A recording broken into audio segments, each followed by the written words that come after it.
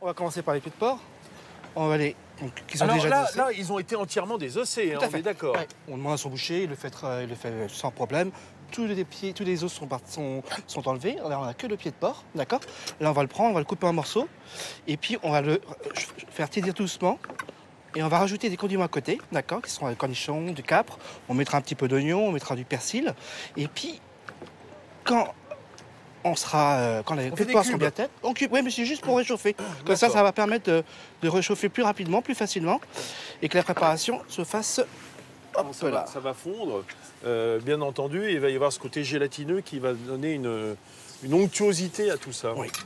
Là, hop, éminçage du des cornichons, on va lâcher grossièrement, d'accord, pour apporter un petit peu de texture.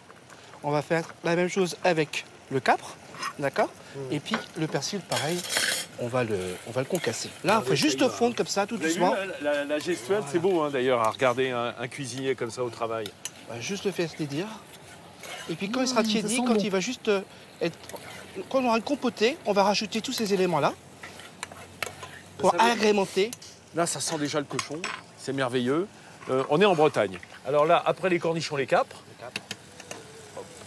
Bon, on a retiré le vinaigre, ce sont des capres au vinaigre. Hein. Oui, tout à fait. Et puis ça va apporter aussi un petit peu d'acidité. Qu'est-ce qu'on rajoute? Là, c'est bon. C'est bon. Ça y est, notre préparation. Ça, c'est notre farce. La préparation. Voilà, c'est une farce, tout simplement. Notre farce. Et on va la disposer dans des cercles comme ça. Alors, si on n'a pas les cercles, on peut mettre ça dans une terrine. Hein.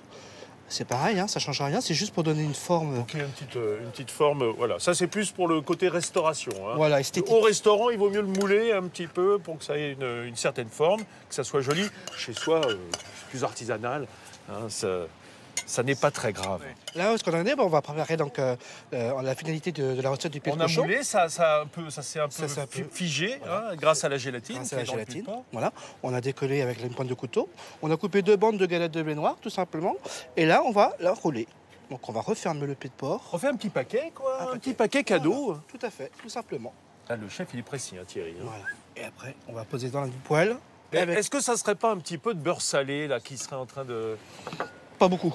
Pas beaucoup. Pas beaucoup. Voilà. C'est beau et en fait, ça va rendre la crêpe croustillante. Tout à fait. Et faire refondre le pied de cochon dedans. Voilà. On aura un croustillant, un moelleux.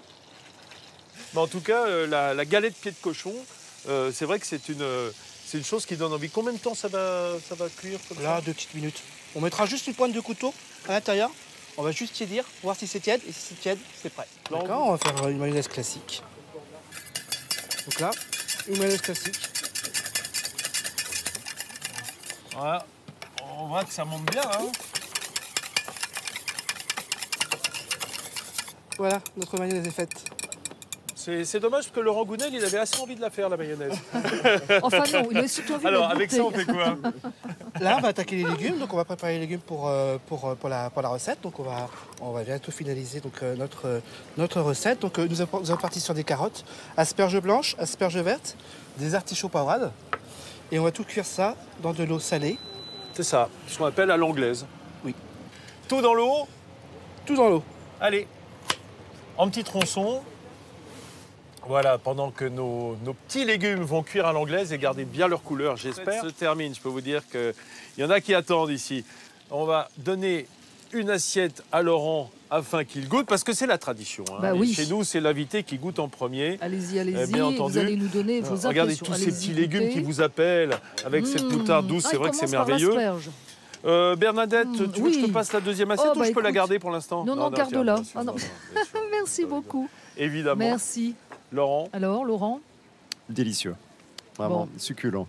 C'est malin la moutarde douce hein, dans la mayonnaise, parce qu'on a tendance toujours à prendre des moutardes fortes, parce qu'on veut que ça ait du goût, mais là, ça apporte autre chose. Oui, complètement. C'est très subtil en fait.